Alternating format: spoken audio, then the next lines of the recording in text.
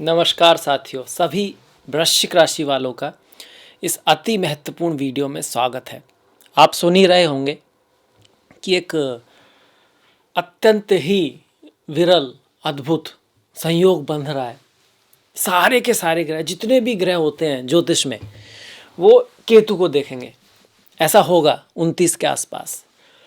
और पिशाच नाम का योग बनेगा, मतलब मंगल केतु का संबंध कहीं ना कहीं। कुछ लोग इसको शनि और राहु का संबंध भी बोलते हैं, पर वो ज़्यादा सही शब्द है, वो श्रापित है शनि और राहु का जो संबंध है।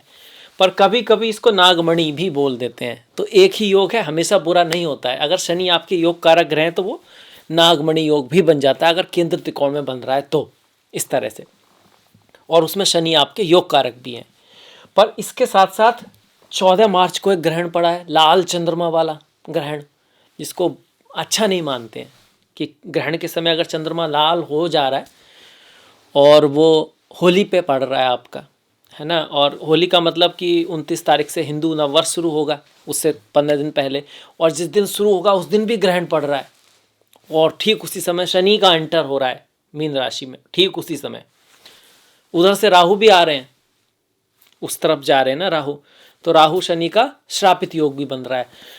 तो अद्भुत भी है, विरल भी है, और ये इस चीज़ को भी दिखाता है कि आने वाला समय कुछ अलग ही हो रहा है। एक नए समय की समाप्ति की तरफ हम जा रहे हैं, मतलब एक पुराने समय की समाप्ति पर एक नए समय की शुरुआत की तरफ जा रहे हैं। क्योंकि मीन राशि इसी चीज़ को दिखाती है। मीन राशि का मतलब है मोक्षा। मोक्षा क्या होता है? किसी चीज़ से उठ जाना, ऊपर हो जाना, फ्री हो जाना। तो फ्री होंगे तो कुछ खत्म होगा, उससे फ्री होंगे, या किसी चीज़ से बाहर निकलेंगे तो उससे फ्री होंगे। नई चीज़ की शुरुआत का रास्ता बनना है ये। वास्तव में एक आप कह सकते हो एक स्टेप है, ऑलरेडी चला हुआ। जब शनि उसमें आ गए थे ना, मकर में, तभी स्टार्ट हो गया था, जब कोविड वगैरह आया था। उसी समय से आप सुन रहे होंगे, और ज्योतिषी लोग बोल भी रहे थे। और पूरे दुनिया में हलचल चल भी रही है, रुकी नहीं है, रुकने वाली भी नहीं है अभी।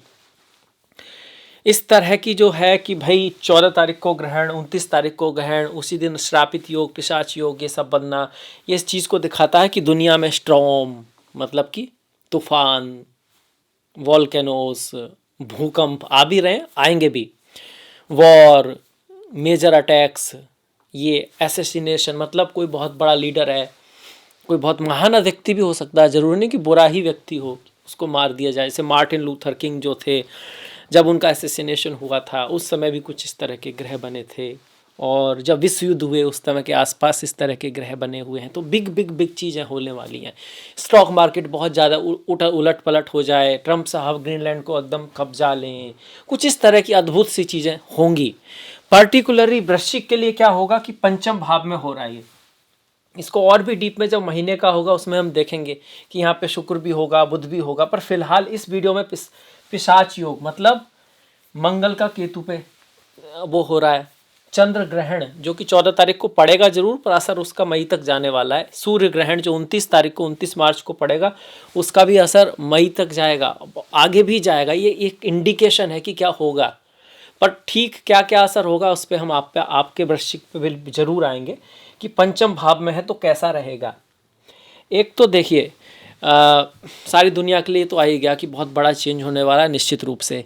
तो हर राशि के लिए ये तो आग्रह है ही कि कुछ भी करना है सोच समझ के करना है, जल्दबाजी में नहीं करना है। तीव्र इच्छा, तीव्र लोभ, तीव्र लालच, अहंकार, ये सारी चीज़ें खराब रहेंगी। इसमें आप गलती कर जाओगे। लड़ाई झगड़ा, किसी रिएक्ट नहीं करना है, रेस्पॉन्स करना है। कुछ होता है तो सोच समझ के एक्शन लेना है यहाँ पर, ये बहुत ज़रूरी है। जल्दबाजी में कोई भी काम नहीं करना है। किसी छोटी मोटी चीज़ के लिए अपने लड़ाई झगड़े, अपने आप को कहते हैं ना कि मतलब पागल नहीं होना है, उसके पीछे उसे छोड़ देना है, मिट्टी डाल देना है।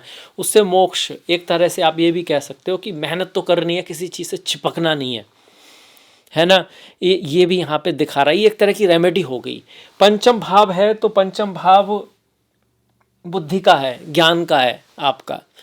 ये स्पिरिचुअलिटी, अध्यात्म का भी है। तो जो प्यार है, एजुकेशन है, क्रिएटिविटी है, इस सब की चीज़ों में आपके लक्ष्य बदलेंगे। रोमांस है, लव है, एजुकेशन है, चाइल्ड है, स्पेकुलेटिव गेन है, क्रिएटिव फील्ड्स हैं। इसमें जो है वृश्चिक वालों के में बहुत बड़े बदलाव आ सकते हैं। मतलब यहाँ पे रिस्क नहीं लेना है, यहाँ पे चीज़ों को ध्यान से रखना है, संभल के चलना है।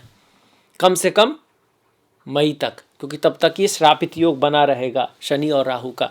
ग्रहण जो पड़ेगा वो 29 को पड़ेगा, तो उस दिन के आसपास, उससे 15 दिन पहले 15 दिन बाद में ज़्यादा असर रहेगा, आप ये कह सकते हो। अब सूर्य पर ग्रहण पड़ता है और सूर्य जो है वो आपके दशम के स्वामी, तो करियर के लिए, बॉस के लिए, गुरु के लिए, टीचर के लिए, अथॉरिटी के लिए आपको ध्यान रखना है कि गलती तो नहीं हो रही हमारी तरफ से, या वो थोड़ा बहुत उधर से कुछ ऐसा हो सकता है कि आपका प्रमोशन होते होते रुक जाए।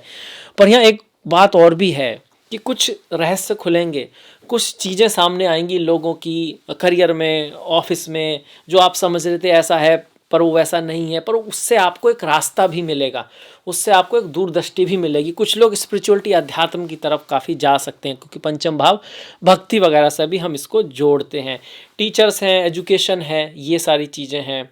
चेंज इन फ्यूचर पार्टनरशिप, ये जो व्यापार है ना उसका लाभ भी है, तो आपकी जो पार्टनरशिप्स हैं उनमें कुछ बदलाव आ सकता है। दोस्ती में, फ्रेंडशिप में, गर्लफ्रेंड बॉयफ्रेंड, उसमें भी जो पार्टनरशिप होती है ना, चाहे वो फिर बिजनेस पार्टनरशिप है, वहाँ पर भी कोई बड़े चेंज आ सकते हैं। अब ये जो श्रापित योग है, इसका मतलब नाम से ही पता लग रहा है, श्रापित जैसे कर्ण जो थे उनको समय पे कोई चीज़ याद नहीं आई, गलत जगह पे आप कोई पहुंच गए आप, और वहाँ किसी ने किसी को श्राप दे दिया, ऐसे होता है। मतलब चीज़ जरूरी नहीं खराब हो, पर वो सही समय पे नहीं है, सही जगह पे नहीं है, तो आप भी ऐसा कुछ कर सकते हैं। किसी ऐसे व्यक्ति से बहस कर दी, पता लगा कि वो बॉस निकला, है ना। कहीं ऐसी जगह घुस गए जहाँ नहीं जाना था और आपने पढ़ा नहीं, तो अवेयर जरूर रहना है। ऐसी कोई गलती होती है जिसमें आपको एकदम शुरू में समझ में नहीं आता कि आपसे गलती हो रही है। धोखा हमेशा खूबसूरत होता है, तो धोखे में भी नहीं आना है। किसी चीज़ को पूरी तरह जाने बिना उसमें नहीं घुसना है, ये सावधानी रखनी है आपको। अब सभी के साथ कुछ हो जरूरी नहीं है, अगर आपके चार्ट में यहाँ पे कुछ ग्रह हैं तो ध्यान रखना है। संतान के साथ, शिक्षा में, प्रेम में आपको कुछ सेटबैक्स भी हो सकते हैं, और एक चीज़ बंद होगी, दूसरी चीज़ की शुरुआत भी होगी, ऐसा भी है। क्योंकि मीन ये जो है परिवर्तन जो है वो लंबे समय के लिए इंसान के लिए अच्छा ही है।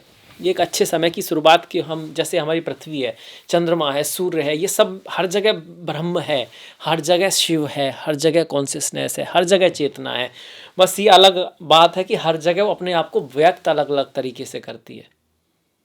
जैसे शास्त्रों में लिखा है कि कण कण में परमात्मा है, निर्जीव और सजीव, ये सिर्फ उसके व्यक्त होने के ऊपर है, कितना परमात्मा तत्व है, कितना जीवात्म तत्व है। पर परमात्मा की एनर्जी, जो ऊर्जा है, जो शक्ति है, जो है वो हर जगह है।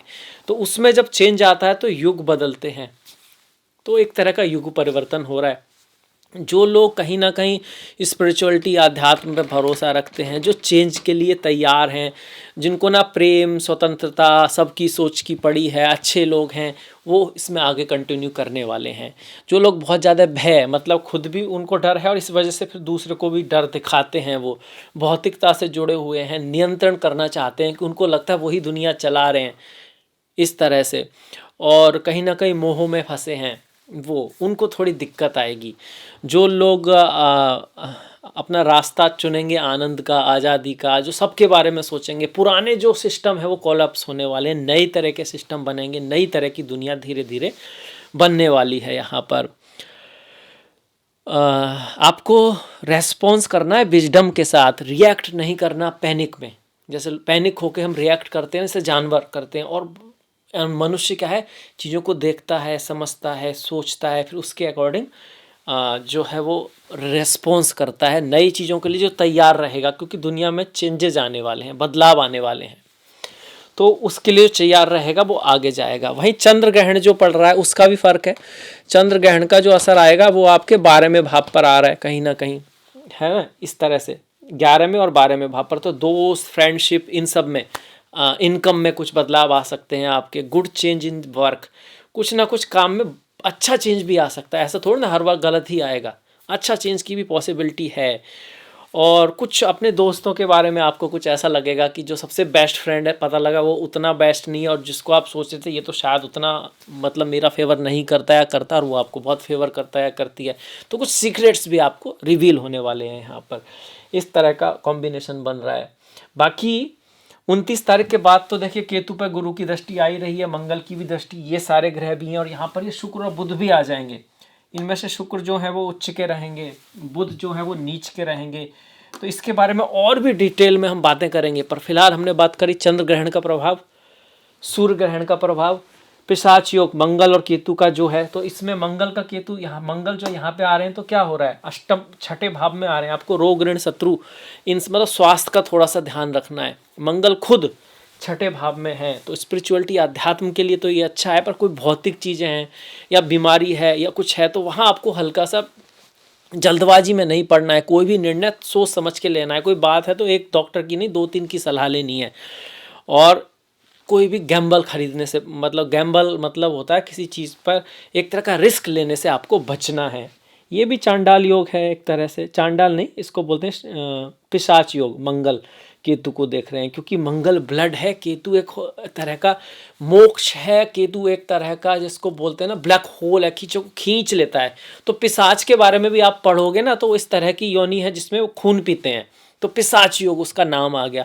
श्रापित योग जो होता है, जो शनि और राहु का, ये राहु क्या करेंगे, राहु कोशिश कर रहे हैं आपके कुंभ राशि में जाने की, ऐसे है ना, और शनि जो हैं वो इधर आ रहे हैं, तो इनकी टक्कर हो रही है। तो शनि और राहु जब मिलते हैं इसको बोल देते हैं श्रापित योग। श्राप मतलब समय पे चीज़ों का याद ना आना, गलत समय पे कुछ कर देना। चूँकि पंचम भाव में पड़ रहा है तो संतान के साथ, संतान की साथ कुछ मतभेद होना, संतान की लाइफ में कुछ उठापटक होना, और दूरदृष्टि, समझ में ना आना क्या करना है। तो ऐसे में किसी एक्सपर्ट की राय लें, किसी गुरु की राय लें, किसी टीचर की राय लें, और एकदम से कोई निर्णय ले ही ना। अगर कुछ समझ में नहीं आ रहा है तो थोड़े दिन लेट गो, छोड़ो, थोड़ा ईश्वर पे ध्यान दें, स्पिरिचुअलिटी अध्यात्म चीज़ों को सीख लें, कुछ नया ना करें। इस तरह से आप इसको ध्यान रखेंगे तो चीज़ें आपके लिए बढ़िया ही रहेंगी। ऐसा कुछ डरने की खास बात है नहीं। जन्म पत्री में देखें कि मीन राशि में अष्टक वर्गा में पॉइंट कितने हैं।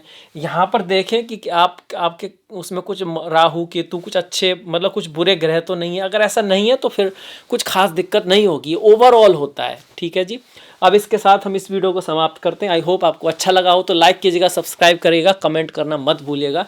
घंटी वाला बटन दबा सकते हैं, बेल आइकॉन वाला जो बटन है, ताकि आपको नोटिफिकेशन मिल सके। और नेक्स्ट वीडियो तक नमस्कार, धन्यवाद।